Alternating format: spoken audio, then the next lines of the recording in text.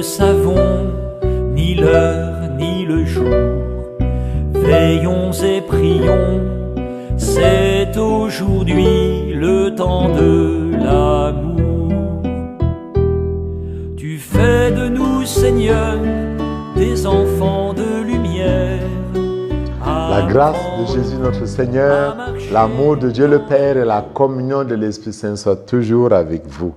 Nous sommes arrivés au 32e dimanche du temps ordinaire.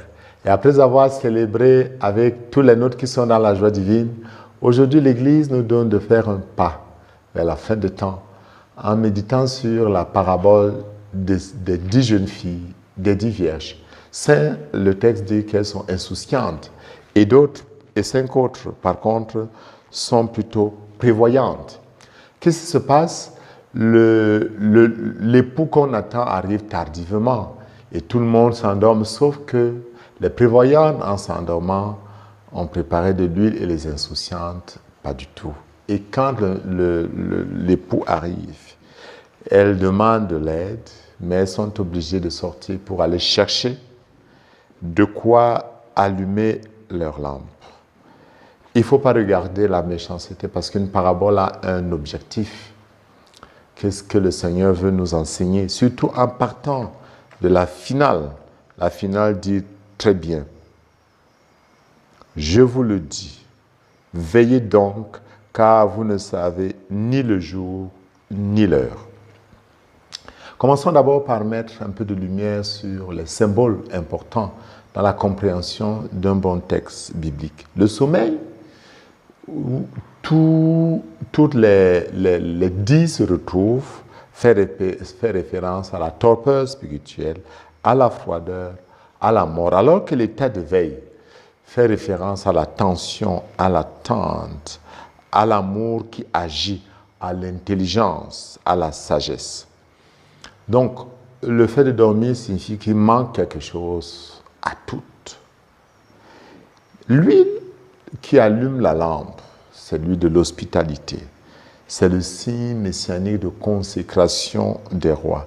C'est le symbole des œuvres de charité, le symbole des bonnes œuvres. On a aussi un autre signe important, le signe de la porte. Vous savez que Jésus s'est défini comme la porte, ce qui donne accès à. La porte qui se ferme. Les saintes vierges qui n'avaient pas d'huile se retrouvent dans les ténèbres, là où il y a les grincements dedans et les ténèbres.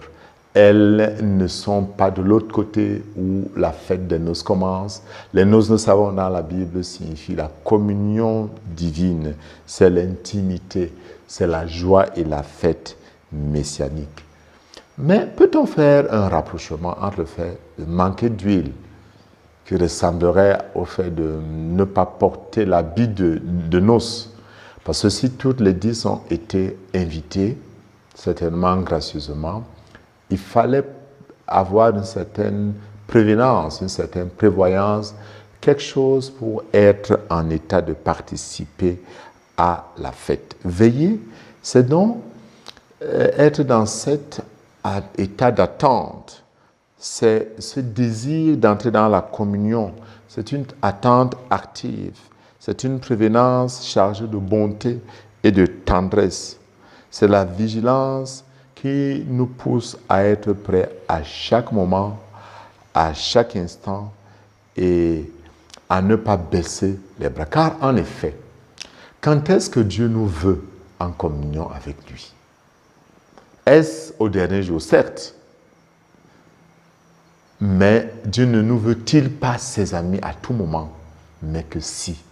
Si vous avez un ami, vous ne désirez qu'il soit là à chaque instant, à tout moment, et qu'il soit prêt à vous combler de sa présence, de ses grâces, de ses dons, de sa joie. Et comment être dans cet état? La première lecture nous donne une belle indication. Car cette huile dont nous parlons tout à l'heure, n'est-ce pas la sagesse? Et alors la première lecture nous dit, la sagesse est resplendissante, elle ne flétrit pas.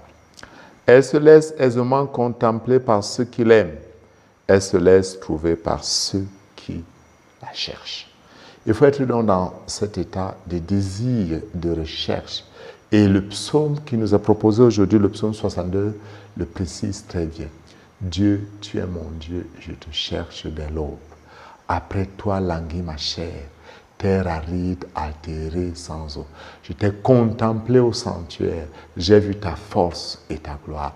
Être habité par ce désir, Dieu, tu es mon Dieu, je te cherche dès l'aube. C'est cette attente-là qu'il nous faut.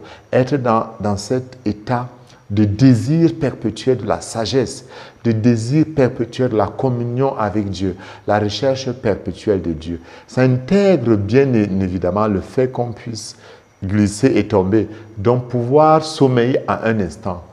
Mais quand on est dans une situation de recherche permanente, on entre dans cette dynamique prévoyante qui fait qu'on ne manquera jamais d'huile, de sagesse quand le Seigneur sera là. Alors, avec le psalmiste, nous pouvons dire, comme par un festin, je serai rassasié, la joie sur les lèvres, je dirai ta louange. Dans la nuit, je me souviens de toi et je reste des heures à te parler. Oui, tu es mon Dieu, mon secours, je crie de joie à l'ombre de tes ailes. Ne soyons donc pas dans l'ignorance, comme Saint Paul nous le dit. Soyons dans cette attente active. Désirons le Seigneur et le Seigneur ne comble que au-delà de ce que nous méritons, au-delà de ce que nous pouvons désirer, au-delà de ce que nous pouvons imaginer ou même oser demander. Que le Seigneur, en ce jour, nous donne la grâce d'être dans cette situation d'attente, de désir, de recherche de son royaume, de recherche de sa communion. Que nous ayons toujours de l'huile prête à l'accueillir à tout moment, à chaque instant. Et que Dieu Tout-Puissant éloigne de vous toute torpeur, vous bénisse, vous comble de la grâce de la vigilance au nom du Père et du Fils et du Saint-Esprit. Veillons et prions, c'est aujourd'hui le temps de l'amour.